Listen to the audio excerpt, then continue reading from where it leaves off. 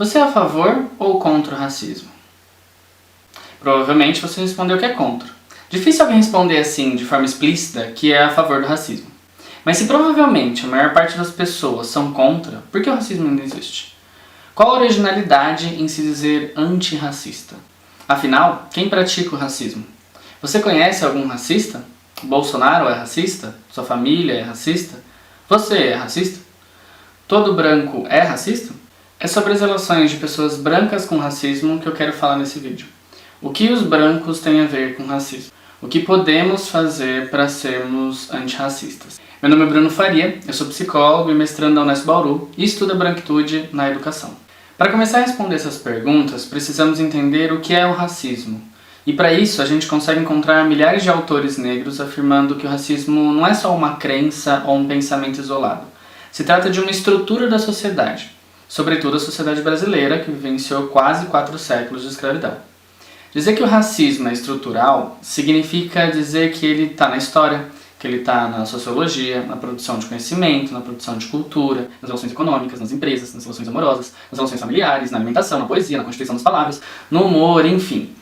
O racismo está em tudo o que faz parte da sociedade. O racismo está em tudo, mas a gente, enquanto branco, não vê. E a minha ideia aqui é entender melhor isso. Se o racismo é histórico e está em todos os âmbitos da sociedade, então podemos dizer que ele determina a realidade atual. Ou seja, ele determinou no passado as condições de vida de negros e brancos e continua determinando no presente essas condições de vida. Quando falamos de racismo, estamos falando de um sistema muito complexo. Existe racismo cultural, epistemológico, institucional. Eu vou deixar linkado aqui esse esquema feito pela página Pretitudes. Mas para pensar pontualmente o papel do branco, eu vou selecionar 2 âmbitos do racismo. O racismo como estrutura e o racismo nas relações sociais. O racismo enquanto estrutura é o que determina que negros tenham menor renda, menos acesso à educação, saúde, lazer, saneamento básico, sejam a maioria criminalizada e morta, ou seja, é o racismo que determina características mais coletivas, determinam a divisão racial do trabalho, por exemplo. E esse racismo é sustentado pela opressão da população branca no geral, pelas relações de classe, pelo colonialismo, imperialismo, etc.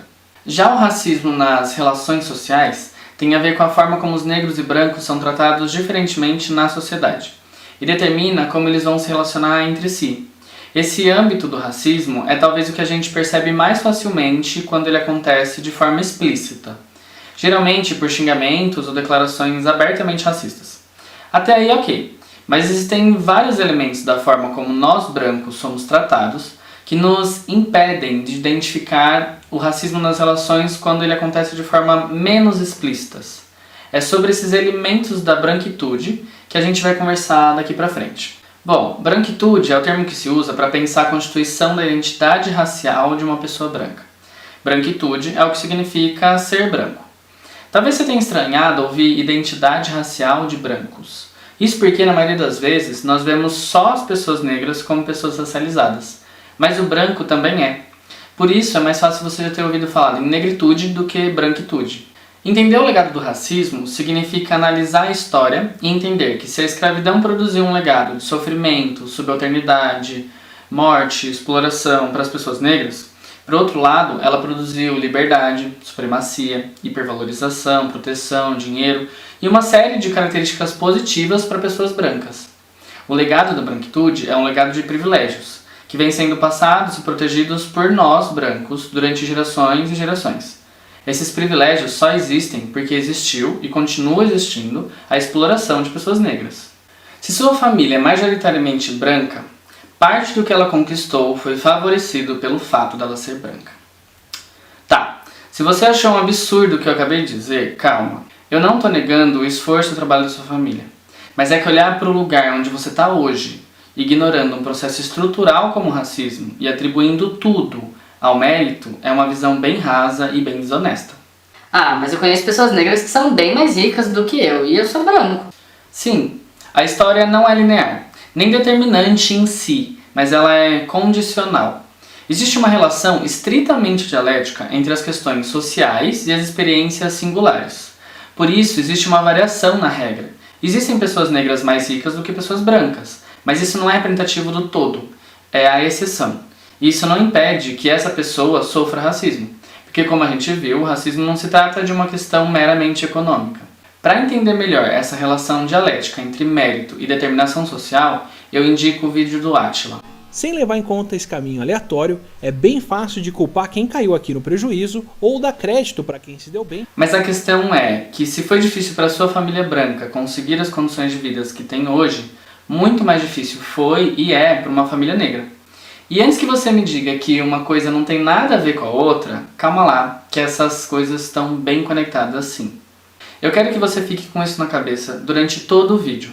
Estamos falando de uma relação dialética. Só existe branco porque existe negro. Só existe rico porque existe pobre.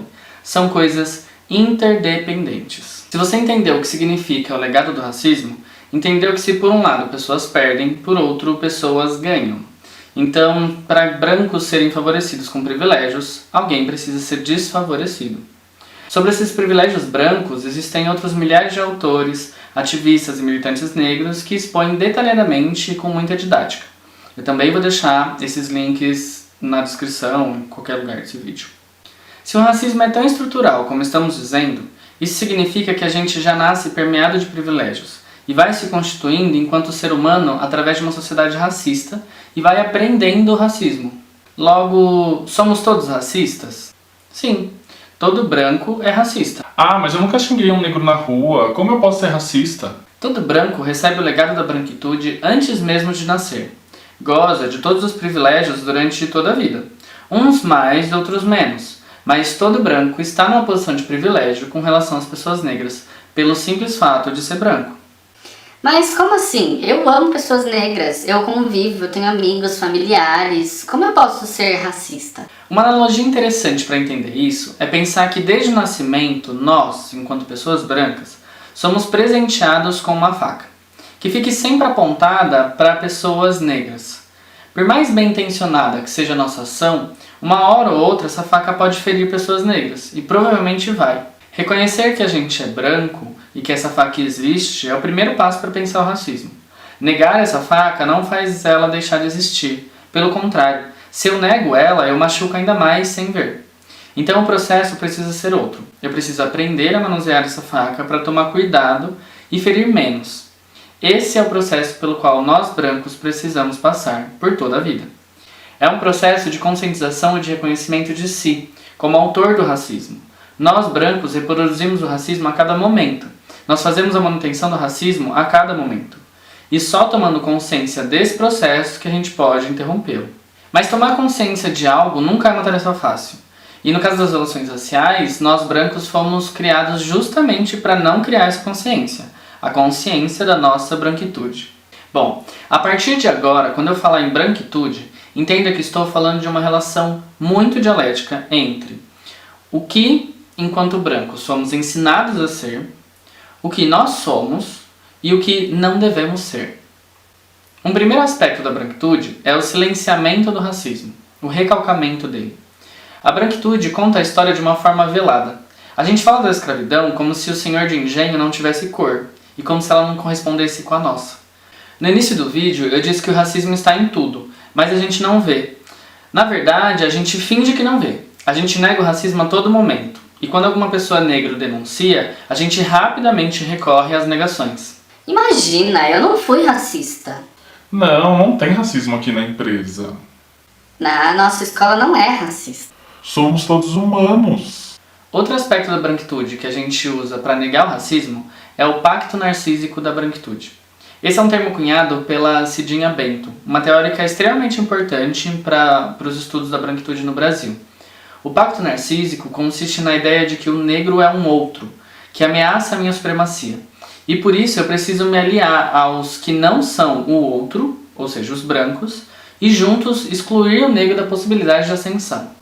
Para e pensa, quantas vezes você já não presenciou uma pessoa branca defendendo alguém acusado de ser racista com as seguintes frases: Não foi bem isso que ele quis dizer. Eu conheço essa pessoa, ela não é racista. Não, você entendeu errado. A isenção ou passividade do branco é um aspecto crucial da branquitude. Muitas pessoas podem até não negar a existência do racismo, mas não fazem nada sobre isso. Isso porque a branquitude enxerga o racismo como um problema do negro. Quem disserta muito bem sobre esse aspecto é o teórico Lourenço Cardoso, fundamentado no Guerreiro Ramos. É muito comum a gente ouvir de pessoas brancas que... eu não tenho lugar de fala para tratar sobre racismo.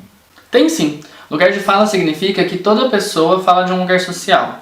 No nosso caso, sempre falamos como pessoas brancas. Falamos do lugar de pessoa que nasceu, cresceu e vive privilegiada pelo racismo e tem as ferramentas da branquitude nas mãos para negá-lo a qualquer momento. A gente deve falar sobre o racismo.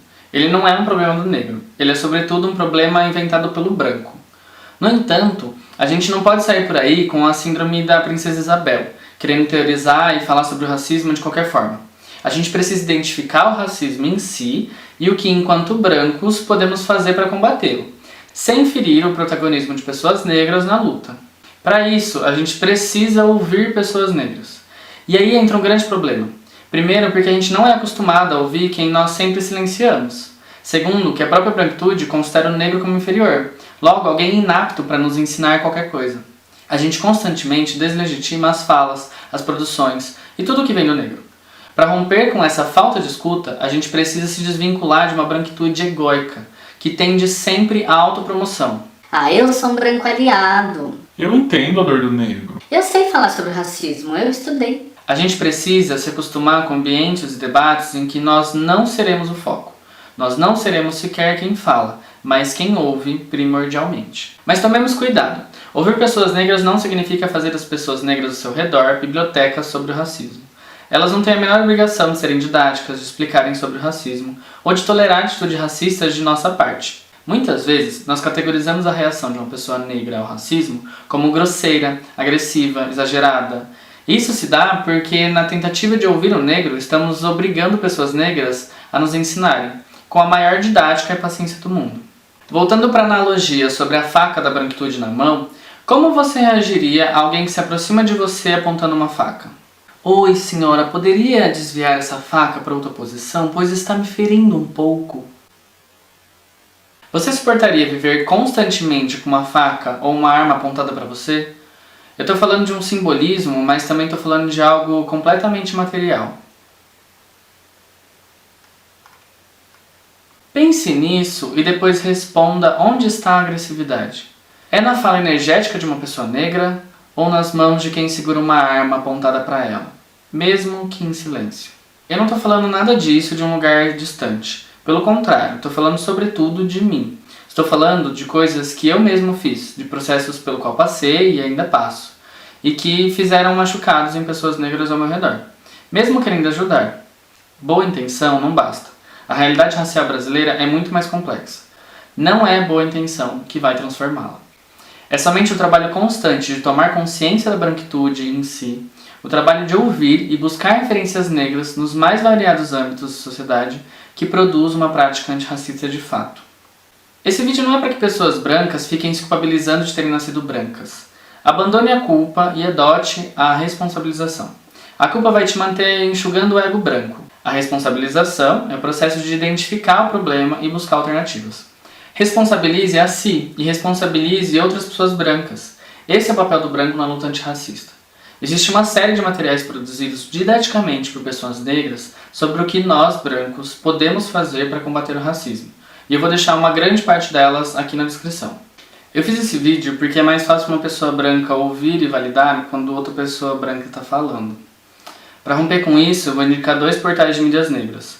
O Alma Preta, que é um amplo portal com muito conteúdo, e o R Pretas, que é um coletivo que trabalha com comunicação. Para além disso, vou deixar uma lista de pessoas e páginas que eu sigo e que são referência tanto para esse vídeo quanto para todo o meu processo de aprendizagem. Eu quero indicar também um curso gratuito e online sobre educação e antirracismo da Suzane Jardim e o curso sobre marxismo e questão racial e colonial do Gênesis Manuel, para quem for militante e quiser se instrumentalizar melhor. A gente precisa romper com o nosso silêncio, mas sem sobrepor a voz de pessoas negras, sem causar ainda mais sofrimento a elas. Pessoas brancas precisam falar sobre racismo de forma responsável, e o primeiro passo para isso é reconhecer a branquitude e as formas dela agir na nossa subjetividade. Então, em vez de se dizer antirracista, em vez de buscar a validação de pessoas negras sobre seu antirracismo, que tal estudar? Que tal compreender e ser racista de fato? Bora?